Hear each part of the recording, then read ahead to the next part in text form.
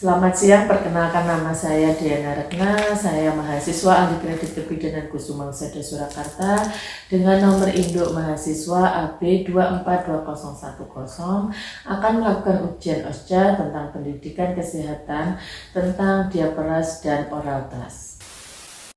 Selamat siang Ibu, perkenalkan nama saya Bidan Diana, saya bidan yang berjaga di Puskesmas pada siang hari ini. Dengan Ibu siapa ini? Ibu Sela. Ya, Ibu Sela, ada yang bisa saya bantu Ibu? Saya mau memeriksa anak saya Iya. karena di bagian popok sini ada bercak berwarna merah. Iya. Lalu di bagian mulut sini juga ada bintik-bintik putih. Oh iya. Sama setiap hari itu sering rewel. Oh iya, oke Ibu, nanti ini saya mohon izin waktunya untuk memberikan pendidikan kesehatan keterkaitan dengan keluhan yang Ibu sampaikan atas anak Ibu, begitu ya Bu ya. Apakah Ibu siap? Siap. Iya. Sebelumnya saya periksa dulu ya Ibu ya, saya Iya. cuci tangan dulu. Jadi itu udah berapa hari Bu sebelumnya? Udah sekitar 3 hari. Oh 3 hari ini ya Bu ya. Iya. Oke, sebentar saya periksa. Sebenarnya tadi di depan kayaknya sudah ditimbang Iya, juga, sudah. diperiksa ya. Cuma sebentar, maaf ya. 14 bulan ya Bu ya? Iya. Oke. Periksa dulu. Suhunya 36,5 tidak panas ya. Iya. Oke. Barusan coba lihat ini ya yang Iya. oh iya, merah-merah ya. Iya. Sama Di masalahnya bagian di sini. bagian pantatnya pokoknya. Iya. Oke.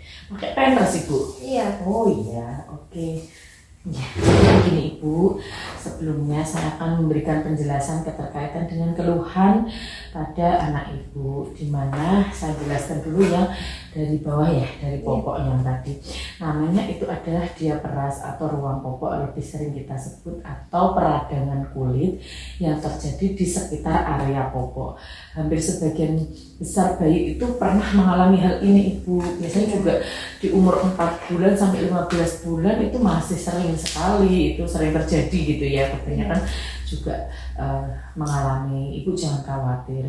Dimana penyebab dari diaperas ini atau ruang popok ini, iritasi pada peradangan kulit ini, itu memang berhubungan dengan kebersihan yang tidak terjaga. Mohon maaf Ibu, maksudnya begini, memang karena bayi itu kan sering pipis, sering yang sering cepet, yang sering gitu ya Bu ya. Memang kita harus sering untuk icik-icik untuk membersihkan, diganti gitu, seperti itu.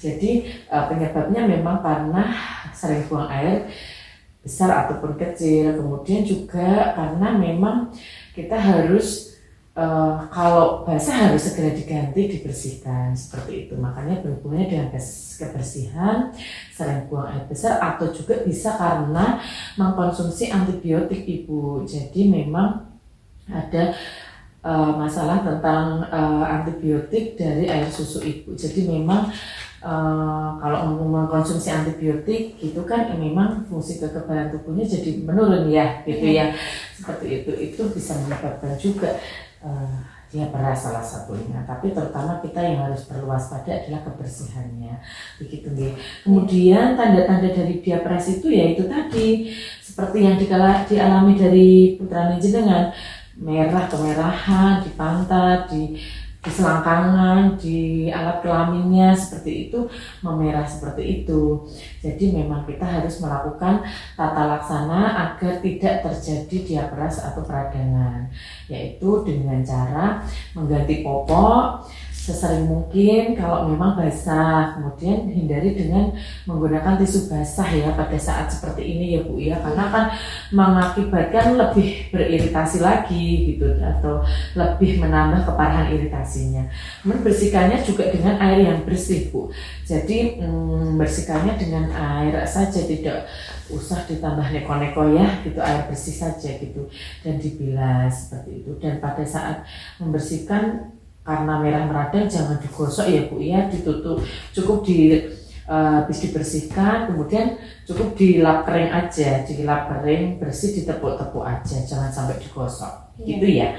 Kemudian diberikanlah ruangan yang agak longgar, jadi pokoknya itu kalau misalkan maaf ya kalau memang pakai pampers ya dipakai ukuran yang jauh lebih besar aja gitu ya, biar agak longgar gitu, biar tidak terlalu lembab gitu ya. Iya. Kemudian jangan pakai baby oil ya Bu ya, Iya. itu akan dan baby oil dan lotion itu malah terkadang bikin runyam gitu ya. Harapannya lembab tapi malah bikin runyam, biasanya seperti itu. Ya. Kemudian supaya tidak terjadi diabetes ini atau non popok ini apa Ibu? Ya pastinya pilih jenis popok yang bahannya menyerap, pakai yang nyaman lah, begitulah ya Bu ya. Iya. Ganti popoknya sesering mungkin dan tetap pastinya kita yang bisa lakukan adalah menjaga kebersihan seperti itu. Jadi nanti sebaiknya kalau nanti ini nanti kita lihat, kita kasih obat ya Bu ya. Nanti kalau misalkan memang merasa keluhannya bertambah ya segera ke rumah sakit seperti itu ya. Nanti ke pusat layanan kesehatan. Kemudian yang satunya tadi itu permasalahannya adalah oral thrush ya Bu ya.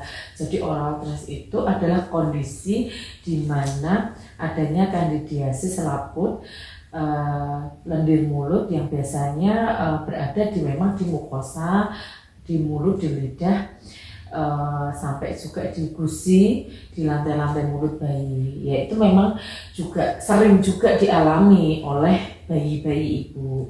Jadi gejalanya seperti itu tadi Ibu, tampak bercak putih pada mulut, kemudian kadang juga ada agak sedikit lesi multiple, itu kayak luka-luka yang banyak seperti itu.